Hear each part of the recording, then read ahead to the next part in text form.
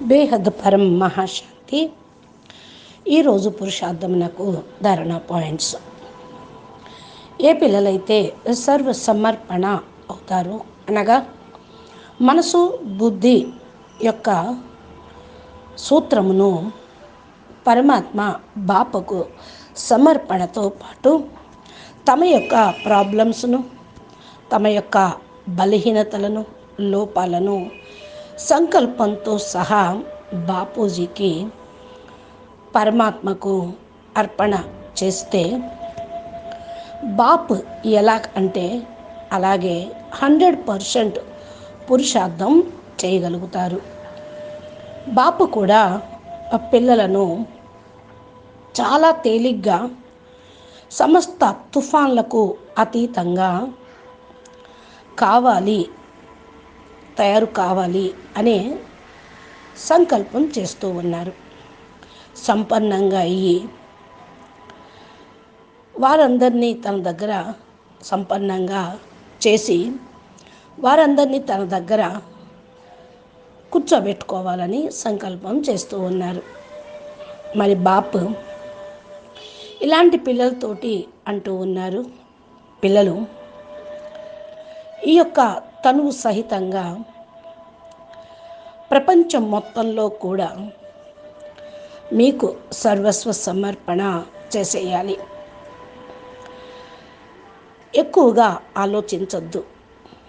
తమ యొక్క లోపాలను, బలహీనతలను పూర్తిగా తొలగించుకోవాలి అంటే బాపుకు అప్పచెప్పి బాపు యొక్క శ్రీమతం అనుసారంగా నడుస్తూ ఉండటమే. లేక జాగృత అవస్థలో ఉంటూ మన బుద్ధి పైన పూర్తి 100% అటెన్షన్ అనేది ఇవ్వటమే.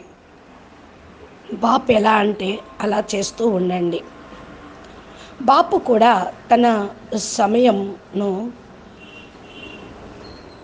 అనుసారంగా పిల్లలందరినీ ఇక ముందు అక్కడ నుండి తీసుకొని వచ్చి తన దగ్గర కూర్చోబెట్టుకుంటారు. ఇంత నిశ్చయము మరియు బాపు పైన నమ్మకము పెట్టుకోండి.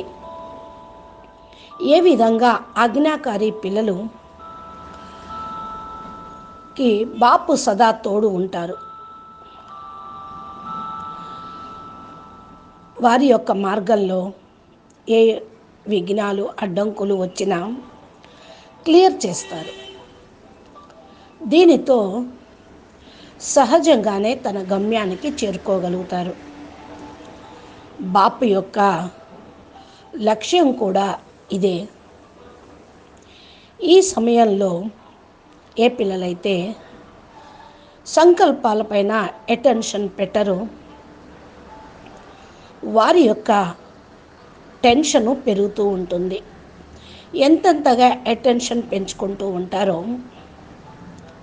తమ మార్గం కూడా క్లియర్ అవుతుంది. భ్రమించటం ఆగిపోతుంది. భ్రమించేటువంటి బాటసారులకు గమ్యం చేరటం కష్టమవుతుంది. అందుకని మీరు అటెన్షన్ పెట్టుకొని ముందుకు వెళ్ళండి. చాలాసార్లు తమ సంస్కారము మరియు పరిస్థితుల యొక్క